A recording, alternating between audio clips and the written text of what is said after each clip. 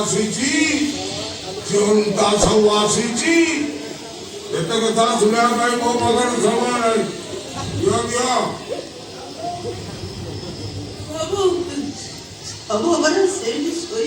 ଶବ ଭାବୁନି ଶବ ପଡ଼ିବାର ପାଉଣା ଭାବୁଛି ଦିଅ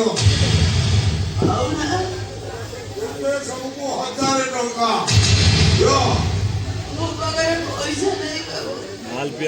ମାଲ୍ୟ କହିଛି ବିନା ପଇସାରେ ସବୁ ପୋଡ଼ା ହେଇପାରିବନି ମୁଢ଼ି ଖାଇଲେ ଦାନ୍ତ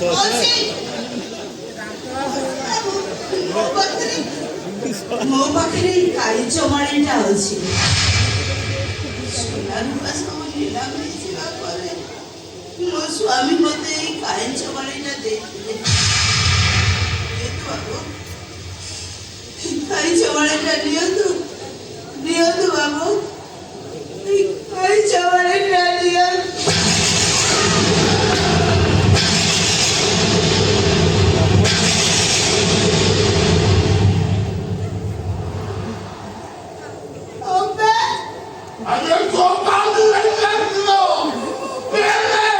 କାନ୍ଦିଏ ପାଟିରେ ପୁରେଇ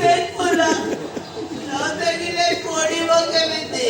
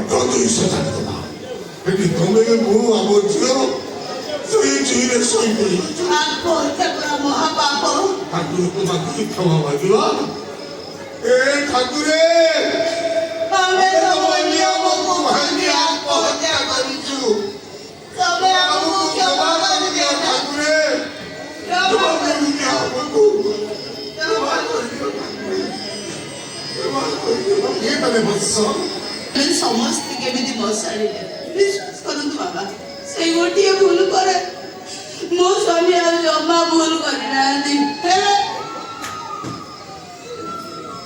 ପାପର ପ୍ରାୟଶ୍ଚିତ ଏଯାଏ ହଉନି କାହିଁକି ଆପଣ ପୁରା କହୁଥିଲେ ଦଣ୍ଡିବା ଶକ୍ତି ଜାଣନ୍ତାରି ସେ ପୁଣି କ୍ଷମା ଚୋରି ଆପଣ ପୁରା କହୁଥିଲେ ଆପଣଙ୍କ ଜଗନ୍ନାଥ କାହାକୁ ରାଗ ଦେବି ବୋଲି ଆମ ଉପରେ ତାଙ୍କର ଏତେ ରାଗ କାହିଁକି ଆମର ଦୋଷ କଣ ସମସ୍ୟା ହେଇଗଲା ମୋ ପେଟରେ ନିଆଁ ଲାଗିଗଲା ମୋ ଭଉଣୀର ଜୀବନ ବର୍ବାଦ ହେଇଗଲା ମୋ ଭାଇଟା ଅନ୍ଧ ହେଇଗଲା ଝିଅଟା ମୋର ମୁଖ ହେଇଗଲା ଘରଟା ଆମର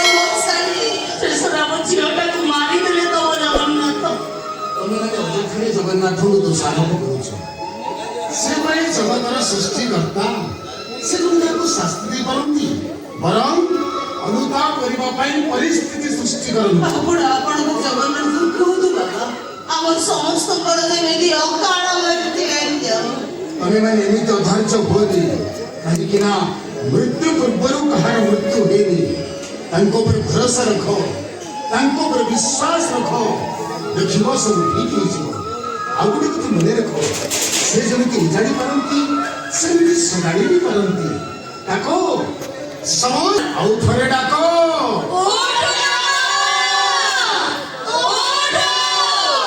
ଡାକ ବିଶ୍ୱାସର ସହିତ ଭକ୍ତି ଚିତ୍ତରେ ସମସ୍ତେ ତାଙ୍କୁ ହିଁ ଆଖି ବୁଜି ଡାକ।